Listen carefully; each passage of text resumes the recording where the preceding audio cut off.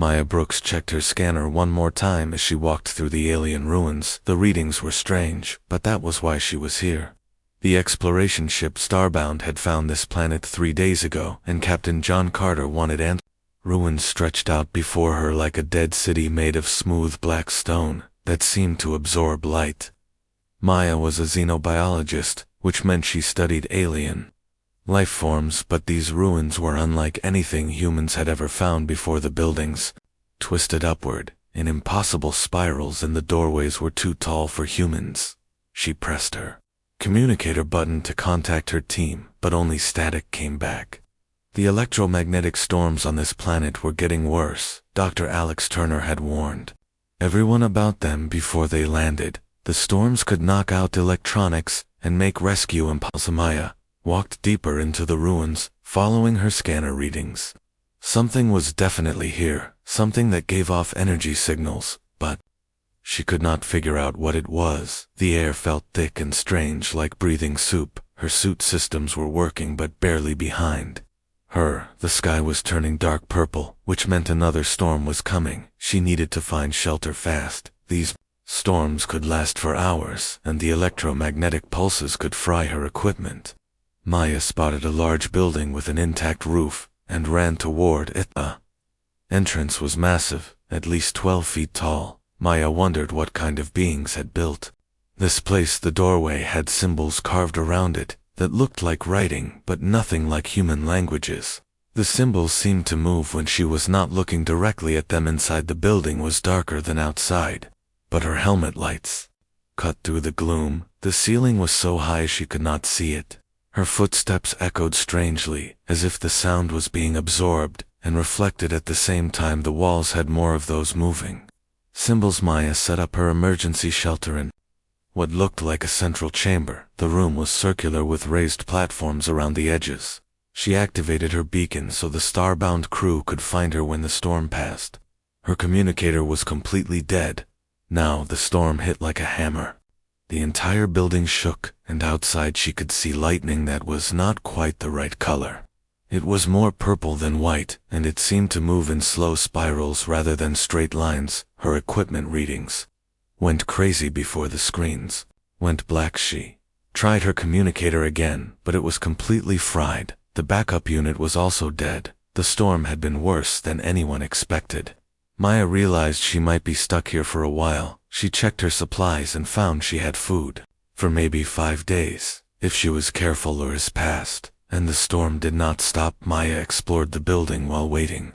Her lights revealed more strange symbols, and what looked like control panels made of the same black stone as the walls. When she touched one of the panels, it lit up with soft blue light. The symbols on the panel moved and changed as if responding to her touch. Maya tried pressing different areas, but nothing seemed to happen. The technology was so advanced she could not understand how it worked. It was like a Stone Age human trying to use a computer. On the second day, the storm finally ended. Maya went outside to check for her team, but found only empty ruins. Her scanner was working again but showed no human life signs anywhere. She was completely alone on an alien world, with no way to contact her ship. She tried using her emergency beacon, but the signal was too weak. The electromagnetic interference was still strong. Even after the storm, Maya realized the Starbound crew might think she was dead. They had strict orders not to risk the ship for one person. Days passed, and no rescue came. Maya rationed her food and water while exploring more of the ruins. She found what looked like living quarters with furniture sized for beings much larger than humans. The beds were at least 10 feet long and 4 feet wide. Her food ran out on the 5th day, but Maya had found something interesting. The ruins had water that seemed clean, and some of the plants growing nearby looked edible. She tested them carefully with her suit sensors, and found they were not poisonous to humans. Maya learned to live in the ruins like a castaway on a desert island. She found ways to collect rainwater and identified which plants were safe to eat. The building she lived in seemed to have some kind of climate control that kept the temperature comfortable. 2 weeks passed with no sign of rescue. Maya accepted that the Starbound had left without her ships, could not wait forever, especially with dangerous storms in the system. Captain Carter would have had no choice but to leave. She was officially dead now, but Maya Brooks was not ready to die. She was a scientist, and these ruins were the discovery of a lifetime even. If she never got home, she could learn things that would change human understanding of the universe. She decided to make the best of her situation. The ruins were full of mysteries waiting to be solved. Maya found rooms with strange machines that still seemed to work, powered by some unknown energy source. She discovered what looked like a library with thousands of crystal storage devices that glowed when touched. Maya began to document everything she found using her personal recorder, which had survived the storm. She made detailed notes about the architecture, the symbols, and the technology. Even if she died here, someone might find her record someday. She learned to read some of the simpler symbols by watching how they changed when she interacted with the control panels. The alien writing system was incredibly complex, but Maya was patient and methodical. She had always been good at solving puzzles. 3 weeks after being stranded, Maya made her biggest discovery yet. She found a room deep in the ruins that contained what looked like a massive computer system. The walls were covered with flowing displays of symbols and lights. The air hummed with energy as she entered the room. Maya felt like she was being watched, but that was impossible. She was alone on this dead world. The feeling grew stronger as she approached the central console, which was a pillar of black stone covered in glowing symbols. Maya reached out to touch the console, and the entire room lit up with brilliant blue light. The symbols on the walls began moving faster, and she heard something that sounded almost like music, but unlike anything human ears had ever heard. Then she saw movement in the shadows at the far end of the room. Something large. Was there something that had been watching her? Maya grabbed her light and pointed it toward the movement, but saw only empty space. She was not alone on this planet after all. Maya froze as the shadow moved again. This time she saw it clearly, and her blood turned cold. A massive shape stepped into the light, and Maya understood why the doorways in this place were so tall. The creature stood at least 12 feet high, with a body that looked like a mixture of metal and flesh. Its skin was dark gray, with lines of blue light running along what might have been veins or circuits for arms extended from its torso, each ending in hands with too many fingers. Its head was elongated and smooth, with no visible eyes, but Maya could feel it looking at her. The blue lines pulsed brighter as it moved, and she could hear a low humming sound that seemed to come from inside its body. This was not just an alien, this was something beyond her worst nightmares. Maya took a step backward, and the creature moved forward. It was not attacking, but it was definitely following her. She backed toward the door, but the creature moved faster than something that size should be able to move. It reached the doorway before she did.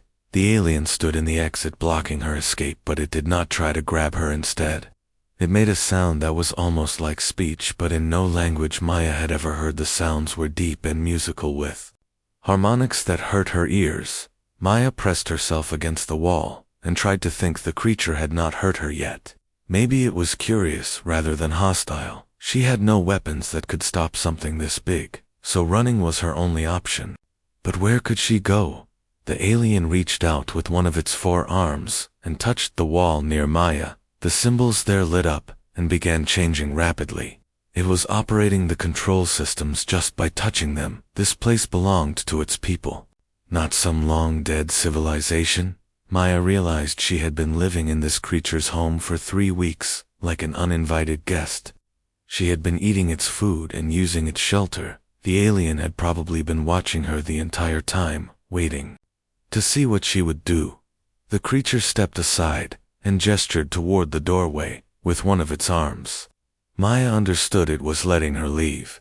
She walked past it carefully, trying not to make any sudden movements. The alien was so close she could feel heat radiating from its body. Once outside the room, Maya ran.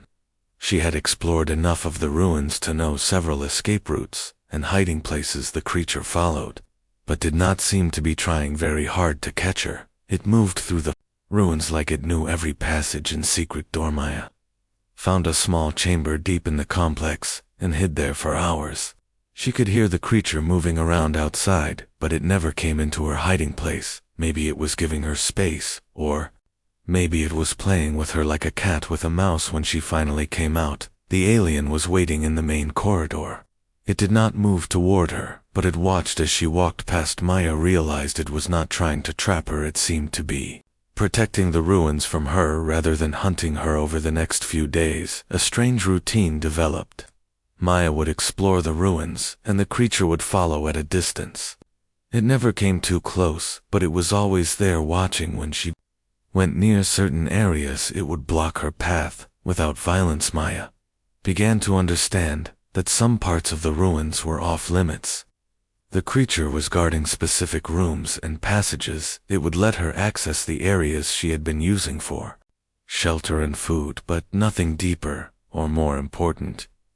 She tried communicating with the alien by speaking to it in English, but got no response. She tried drawing pictures in the dust, but the creature just watched without reacting. Maya was beginning to think it might not be intelligent, just a guard animal left behind. Then one day, Maya was working with one of the control panels when the creature approached closer than ever before. It watched her struggle with the alien symbols for several minutes.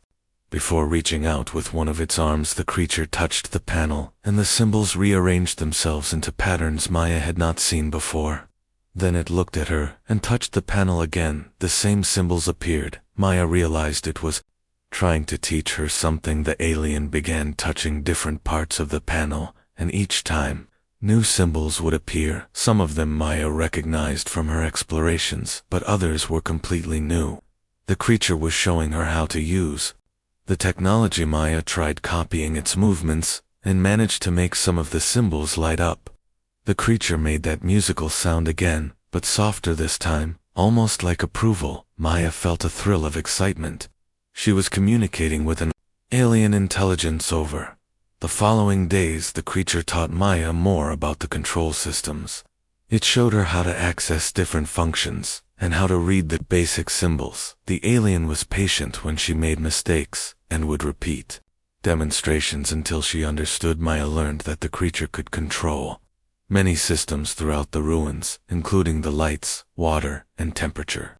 It showed her how to activate food dispensers that produced nutritious but tasteless blocks that were safe for humans to eat. The alien also demonstrated a translation system built into the ruins. When it activated this system, Maya could hear its musical sounds converted into something closer to human speech. The words were strange, and the grammar was wrong, but she could understand basic meaning through this primitive translation. The creature told Maya its name, or at least something that served as identification. The words sounded like many musical notes played together, but Maya simplified it to Echo, because of the way its voice seemed to bounce around the ruins. Echo explained that it was the guardian of this place, left behind to protect the knowledge stored here. Maya learned that its people had been gone for a very long time, and Echo had been alone for longer than human civilization had existed. The alien showed Maya images on the control panels of what its people had looked like. They were similar to Echo, but smaller, and with more variations in color and size. The images showed a great city full of these beings going about their daily lives. Maya saw pictures of Echo's people working with amazing technology that could reshape matter and energy. They had been incredibly advanced, far beyond anything humans had achieved, but something had happened to them, and now only Echo remained through broken translation and crude pictures. Echo tried to explain what had happened to its people. The story was confusing, but Maya understood that some kind of disaster had destroyed their civilization. Echo had survived only because it had been placed in a special kind of sleep. The alien had awakened periodically over the centuries to check on the ruins and maintain the systems. Each time it hoped its people would return, but they never did. Maya was the first intelligent being Echo had encountered since waking up for the final time. Maya felt sorry for the ancient alien that had been alone for so long. She began spending more time with Echo and less time trying to explore forbidden areas. The creatures seemed to appreciate her company, even though they could barely communicate. showed Maya wonders hidden throughout the ruins, including a room where the walls displayed images of distant stars and planets. The aliens' people had been explorers who traveled between worlds. Before humans had learned to make fires, Maya learned more about Echo and its people. She began to understand that she was not just stranded on an alien world. She was living with the last survivor of a civilization that had once spanned the galaxy. Echo was a living museum of knowledge that could change everything for humanity. But Maya was still trapped here with no way to contact her own people. Even if rescue came, she was not sure she wanted to leave anymore. Echo had become her friend and teacher. The alien needed someone to share its burden of keeping the ancient knowledge alive. Maya decided that whatever happened, she would stay with Echo and learn everything she could about its people, even if she never saw Earth again. She could ensure that the wisdom of Echo's civilization would not die with the last guardian of the ruins. Maya had been living with Echo for 2 months now, and their communication had improved greatly. The translation system in the ruins was learning from their conversations, and Echo was getting better at forming words that Maya could understand. Had shown Maya the deep archives where millions of data crystals contained the complete history and knowledge of its people. The Kethver, as they called themselves, had been one of the most advanced civilizations in the galaxy. Before their mysterious disappearance, Maya spent her days learning about Kethver science and culture, while Echo maintained the ruins and its defense systems. She discovered that the electromagnetic storms that had trapped her were actually created by Echo to protect the ruins from outside interference. The alien had been generating these storms for centuries to keep other species away. Echo had watched human ships pass through the system many times, but had never made contact. It was afraid that primitive species might misuse Kethver knowledge or destroy what remained. Maya learned that the Kethver had mastered technologies that humans could barely imagine. They could manipulate matter at the atomic level, create energy from nothing, and even extend their lifespans indefinitely. But all their advancement had not saved them from extinction. Echo was reluctant to explain exactly what had happened to its people at first. Maya thought it was because the translation system was not good enough, but as their communication improved, she realized Echo was deliberately avoiding the subject when Maya pressed for answers. Echo would change the topic or find urgent maintenance work to do around the ruins. The alien clearly felt guilty about something, but Maya could not understand what Echo could have done that was so terrible. One day, Maya was exploring a section of the archives that Echo had not shown her before. She found records of Kethver contact with other species, and was amazed to see that they had encountered dozens of different alien civilizations during their expansion across the galaxy. Most of these contacts had been peaceful. The Kethver had shared knowledge and technology with species that were ready for it, while protecting younger civilizations from harmful interference. But Maya found disturbing records about a species called the Vrex. Vrex had been aggressive and warlike, constantly attacking Kethver colonies and refusing all attempts at peaceful communication. They had inferior technology, but they bred quickly and seemed determined to destroy or conquer everything they encountered. Maya read about decades of conflict between the Kethver and the Vrex. The Kethver tried diplomatic solutions and defensive measures, but nothing worked. The Vrex kept attacking, and their population kept growing, until they threatened to overrun the entire galaxy. Finally, the Kethver had developed a biological weapon designed specifically to target Vrex genetics. The weapon was supposed to make the Vrex less aggressive and more willing to negotiate. It was meant to be a peaceful solution to an impossible problem, but something had gone wrong. The biological weapon had mutated in ways the Kethver scientists had not predicted. Instead of making the Vrex peaceful, it had killed them all within a few years. Every single member of the species had died horribly. Maya was shocked by this revelation, but worse was coming. As she read further, she discovered that the biological weapon had not stopped with the Vrex. It had continued to evolve, and eventually it had started affecting the Kethver themselves. The same weapon they had created to stop their enemies had turned against them. The Kethver had tried everything to stop the plague, but their own advanced biology made them vulnerable to their own creation, One by one, every member of their species had died. Maya found records of the final days, when the last few Kethver had gathered in this very facility to preserve their knowledge before the plague claimed them too. They had put Echo into a special stasis that would protect it from the biological weapon. Echo had been one of the scientists who had worked on the biological weapon. Maya realized why the alien felt so guilty. It had helped create the weapon that destroyed both the Vrex and its own people. Echo was not just the last survivor, it was partly responsible for the extinction. When Maya confronted Echo with what she had learned, the alien became very agitated. The blue lines on its body pulsed rapidly, and it made sounds of distress that the translation system could not process. Echo tried to leave, but Maya blocked its path through broken words and emotional displays. Echo finally admitted its role in creating the biological weapon. The alien explained that it had genuinely believed they were creating a peaceful solution. The Kethver had never intended to commit genocide. Ko told Maya about the horror of watching the weapon spread beyond their control. The Kethver had tried to warn other species, but the plague spread faster than their messages could travel. Entire civilizations died before they even knew what was killing them. The alien had lived with this guilt for over 1,000 years, waking up periodically to maintain the ruins and hope that somehow its people would return. But deep down, Echo knew they were never coming back.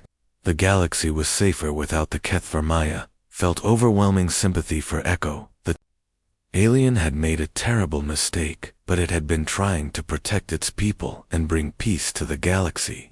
The weight of being the sole survivor of a species that had accidentally destroyed itself was unbearable. She tried to comfort Echo, but the alien pushed her away. It did not believe it deserved comfort or forgiveness. Echo had accepted that it was a monster responsible for the deaths of billions of beings across multiple species, including its own people. Maya spent days trying to convince Echo that it was not evil. The Kethver had made a mistake, but they had been trying to solve an impossible problem. The alternative would have been to watch the Vrex destroy every peaceful civilization in the galaxy. Echo showed Maya records of Vrex attacks on defenseless worlds. The images were horrific, showing the complete destruction of cities and the slaughter of innocent beings. The Vrex had shown no mercy and had refused every attempt at peaceful resolution. Maya argued that the Kethver had been forced into an impossible choice. They could have done nothing and watched countless species be destroyed by the Vrex, or they could try to stop the threat with the tools they had available. The biological weapon had been meant to be humane compared to the alternative of total war. Echo and its people had genuinely believed they were saving lives by making the Vrex less aggressive instead of destroying them outright. But Echo could not forgive itself for the unintended consequences. The alien had helped create something that killed not just their enemies, but innocent species that had nothing to do with the conflict. The Kethver had become the very thing they were trying to stop. Maya realized that Echo had been punishing itself for centuries by staying alone in the ruins. The alien could have left and explored the galaxy, but instead, it had chosen to remain as a guardian, keeping Kethver knowledge safe while denying itself any happiness or companionship. She began working to help Echo see that its self-imposed exile was not helping anyone. The alien had valuable knowledge that could benefit other species if it chose to share it. Echo could honor its people by ensuring their wisdom lived on rather than dying with the ruins. Maya also pointed out that Echo had shown great restraint by not making contact with other species.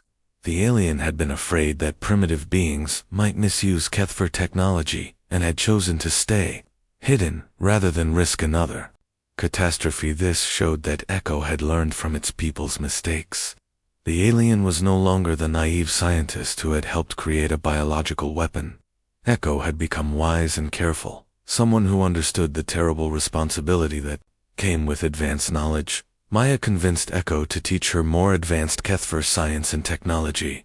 She argued that humanity needed this knowledge to avoid making the same mistakes the Kethver had made. Echo could help guide younger species away from the path that led to extinctions. Slowly Echo began to open up more about Kethver culture and science. The alien taught Maya about energy manipulation, biotechnology, and the fundamental forces that governed the universe, Maya learned things that would revolutionize human understanding of reality, but more importantly, Maya helped Echo begin to heal from the guilt and isolation of 1,000 years.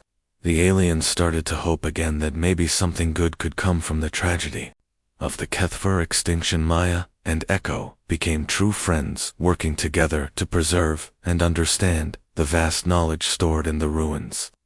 They both knew that someday Maya's people might return, and when they did, humanity would inherit the legacy of the Keth. 6 months had passed since Maya was left for dead on the alien world. She had learned to live comfortably in the ruins with Echo, and had made incredible discoveries about Kethver technology that would change human science forever. Maya was working in the main archive when Echo suddenly became agitated. The alien rushed to the Defense Control Center, and Maya followed. The displays showed something that made her heart race. A human ship was approaching the planet. The ship was the Starbound, returning for a follow-up survey. Captain John Carter had brought his crew back to study the electromagnetic anomalies more carefully. They had no idea that Maya was still alive, or that she was living with the last member of an ancient alien civilization. Was panicking. The alien had spent months learning to trust Maya, but the idea of meeting more humans terrified it. Echo remembered how its people had tried to help the Vrex, and how that had led to universal catastrophe. Maya tried to calm Echo down, but the alien was already activating the defense systems. The PINT electromagnetic storms began building in the atmosphere, much stronger than anything Maya had experienced before.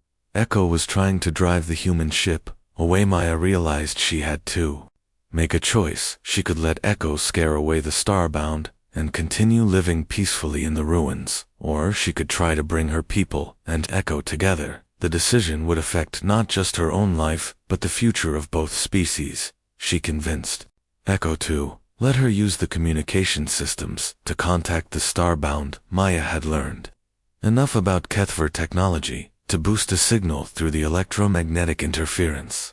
Her former crewmates were shocked to hear her voice. Captain Carter could barely believe that Maya was alive.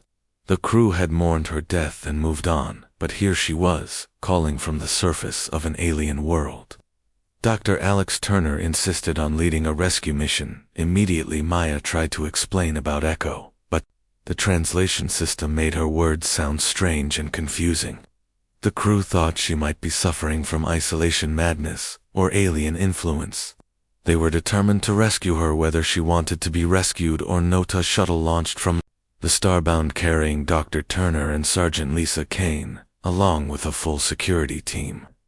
They came armed and ready for anything, including hostile aliens. Maya watched their approach with growing dread. Echo was becoming more agitated as the human shuttle got closer. The alien had agreed to let Maya contact her people, but seeing armed soldiers approaching the ruins triggered all of its defensive instincts. Echo started charging weapons systems that had been dormant for centuries. Maya begged Echo to stay calm and trust her, but the alien was remembering how first contact had gone wrong with other species. Echo had seen what happened when advanced technology fell into the wrong hands, and humans looked very primitive and aggressive. Shuttle landed near the main entrance to the ruins, and the rescue team came out with weapons ready.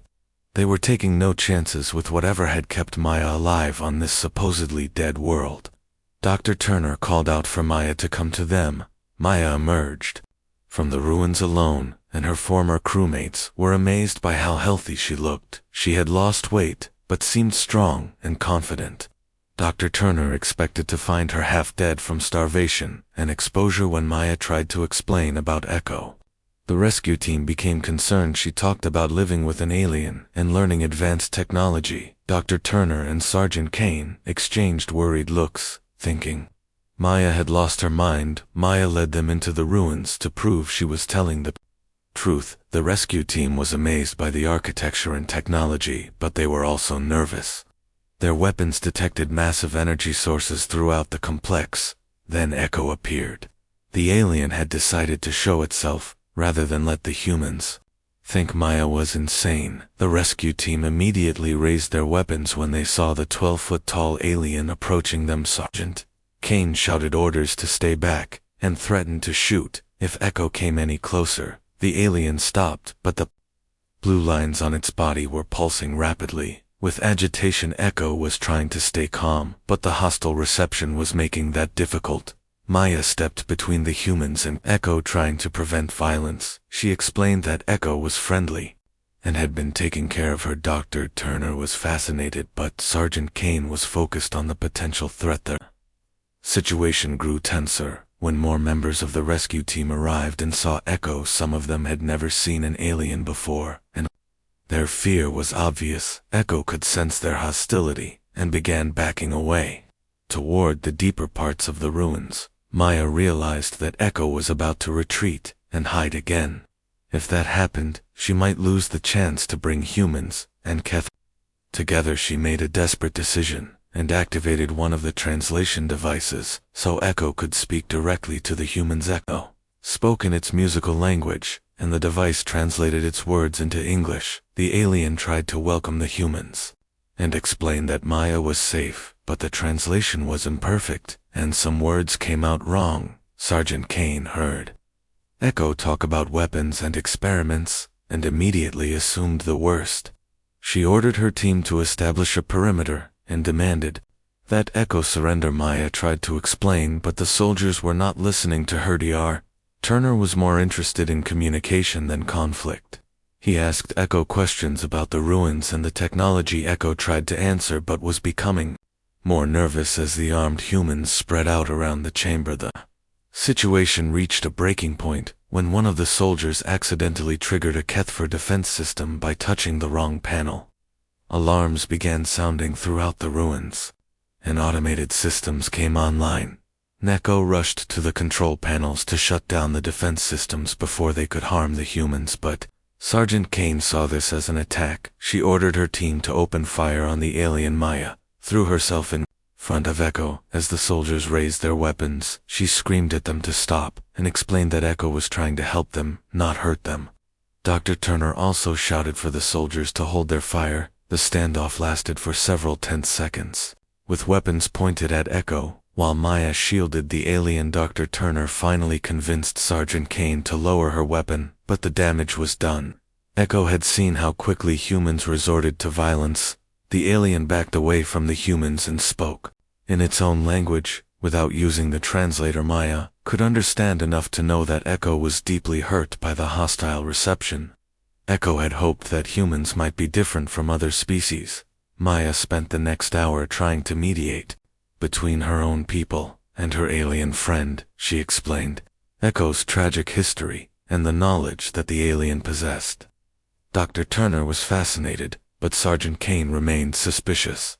Showed the humans some of the less dangerous Kethfer technologies, including medical devices that could heal injuries and extend human lifespans. Dr. Turner realized they were looking at discoveries that could benefit all of humanity, but the mood remained tense. Echo was afraid that humans would misuse Kethper technology, just as its own people had misused their knowledge. The alien remembered how good intentions had led to the extinction of multiple species. Sergeant Kane was worried about the security implications of contact with such an advanced alien. She wanted to call for military reinforcements and establish human control over the ruins and their technology. Maya found herself caught between two groups that did not trust each other. Her own people saw Echo as a potential threat, while Echo saw humans as another species that might repeat the mistakes of the past. The future of human-alien relations hung in the balance. Maya knew that how this first contact proceeded would determine whether humans and Echo could work together, or whether fear and misunderstanding would drive them apart. She had to find a way to bridge the gap between species that had very different experiences and perspectives. Maya was the only one who truly understood both sides, and the weight of that responsibility was enormous. Everything she had learned about diplomacy, communication, and understanding different cultures would be tested in the coming hours. Maya had to succeed, because failure would mean losing the chance for humanity to learn from the Kethfer. And for Echo, to find redemption. Maya knew she had to act quickly, before fear and misunderstanding destroyed any chance of cooperation between humans and Echo. She asked Dr. Turner and Sergeant Kane to gather their team in the main chamber, while she talked privately with Echo. The alien was deeply troubled by the humans' reaction. Echo had hoped that maybe this species would be different, but seeing the soldiers with their weapons brought back terrible memories of other first contacts that had gone wrong. Maya reminded Echo of all the conversations they had shared about human nature. She had told the alien about human capacity for growth, learning, and forgiveness. Echo had seemed interested in these qualities, but now fear was overwhelming. Echo confessed to Maya that it was afraid of making another terrible mistake. The alien had spent 1,000 years in isolation, partly as punishment for its role in creating the biological weapon that destroyed the Kethver and other species. Maya convinced Echo to give humanity one more chance. She argued that humans deserved to hear the complete truth about what had happened to the Kethver, so they could learn from those mistakes. Echo reluctantly agreed. When Maya brought Echo back to the main chamber, the atmosphere was still tense. Sergeant Kane had positioned her soldiers strategically, while Dr. Turner was examining Kethver technology with scientific excitement. Captain Carter had arrived from the ship and was trying to assess the situation. Maya asked everyone to put away their weapons and listen to what Echo had to say. She activated the translation system and asked Echo to tell the complete story of the Kethver extinction, including its own role in the tragedy. Echo began speaking in its musical language, while the translator converted the words to English. The alien told the humans about the war with the Vrex and the impossible choice the Kethver had faced between watching peaceful species be destroyed or taking action. The humans listened in stunned silence as Echo described the creation of the biological weapon and how it had mutated beyond their control. The alien explained how the weapon had killed not just the Vrex, but eventually the Kethver themselves. Dr. Turner asked technical questions about how the weapon had worked, while Captain Carter focused on the military implications. Sergeant Kane remained suspicious, wondering if Echo was telling the truth or trying to manipulate them. Echo showed the humans archived footage of the attacks so they could understand the context of the Kethver decision. The images were horrific, showing the complete destruction of peaceful civilizations by an implacable enemy. Maya could see that her crewmates were beginning to understand the terrible position the Kethver had been in. They had been forced to choose between certain destruction of innocent species or taking a desperate gamble that had backfired catastrophically. Thin Echo did something that surprised everyone. The alien moved to the center of the chamber and slowly lowered itself down until it was kneeling before the humans. This was a position of submission and vulnerability for a being that stood 12 feet tall. Through the translator, Echo spoke words that Maya had never heard before. The alien was formally asking for forgiveness, not just for itself, but for its entire species.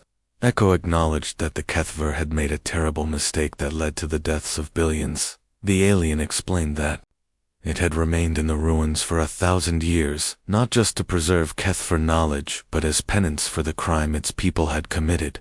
Echo believed it deserved to be alone and forgotten, but Echo also asked the humans to learn from the Kethver mistake. The alien begged them not to let fear and desperation drive them to create weapons they could not control.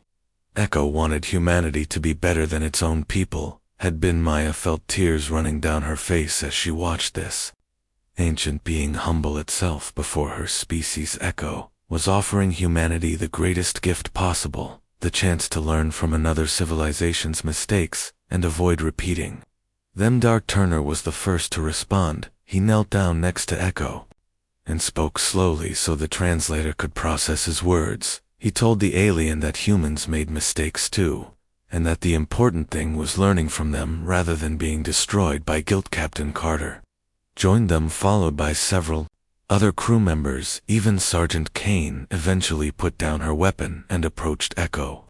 The alien looked up in surprise at the humans surrounding it. Maya explained that humans understood the concept of forgiveness and redemption. She told Echo that its people had been trying to protect innocent lives. Even though their method had gone wrong, the intention mattered even when the results were tragic. Keiko was overwhelmed by the human response. The alien had expected judgment and rejection, but instead found understanding and acceptance. This was unlike any first contact the Kethver had ever experienced. The R-Turner asked Echo if it would be willing to share Kethver knowledge with humanity under careful controls. The alien agreed, but insisted on safeguards to prevent the misuse of dangerous technologies. Echo wanted to ensure that humans would not repeat Kethver mistakes over the following days. A framework was established for ongoing cooperation between humans and Echo Captain Carter contacted Earth to report the discovery, while Maya served as liaison between the species. Echo taught human scientists about Kethver medicine and energy systems. While learning about human culture and values, the alien was amazed by human art, music, and literature, which the Kethver had never fully developed. Maya convinced Echo that the alien could find redemption by helping humanity avoid the pitfalls that had destroyed the Kethver. Instead of hiding in the ruins, Echo could become a teacher and guide for younger species. The alien agreed to establish a joint research facility in the ruins, where humans and Echo could work together. Maya would remain as the permanent ambassador, ensuring that the partnership continued to develop. Also revealed that the Kethver had seeded this planet with defensive systems to protect their archives. The electromagnetic storms could be controlled, and other safeguards could be activated, if needed, as the human team prepared to return to their ship. Maya realized how much her life had changed. She had gone from being a stranded scientist to becoming the bridge between two species. Her work here would affect the future of both humans and Echo. Echo expressed gratitude to Maya for helping it find purpose again after centuries of guilt and isolation. The alien had learned that redemption was possible, even after terrible mistakes, and that friendship could exist between very different species. Maya promised Echo that she would help tell the Kethver story to humanity, so that their sacrifice would not be forgotten. The alien species had paid the ultimate price for their mistake, but their knowledge could help prevent others from suffering the same fate. The partnership between humans and Echo represented hope for the future. Instead of letting fear and misunderstanding create conflict, the two species had chosen cooperation and mutual learning. Maya stood with Echo in the main chamber of the ruins as the Starbound prepared to leave. The ship would return with more scientists and equipment to establish the joint research facility. Echo spoke without the translator, using words it had learned from Maya. The alien said simply "thank you," and Maya understood that this meant more than gratitude for teaching it English. Echo was thanking her for giving it hope. Maya replied that she should be thanking Echo for sharing the wisdom of an entire civilization. The alien had given humanity knowledge that would help them reach for the stars, while avoiding the mistakes that had destroyed the Kethvers. The sun set over the ruins. Maya and Echo began planning their work together. They would study Kethver archives, translate important knowledge, and ensure that the lessons of the past would guide the future. Maya had been left to die on an alien world, but instead, she had found purpose and friendship beyond anything she had ever imagined. Her survival had brought together two species and created possibilities that neither could have achieved alone. The galaxy was vast and full of wonders waiting to be discovered. Maya and Echo would help ensure that humanity was ready for whatever challenges lay ahead, armed with wisdom earned through tragedy and tempered by forgiveness.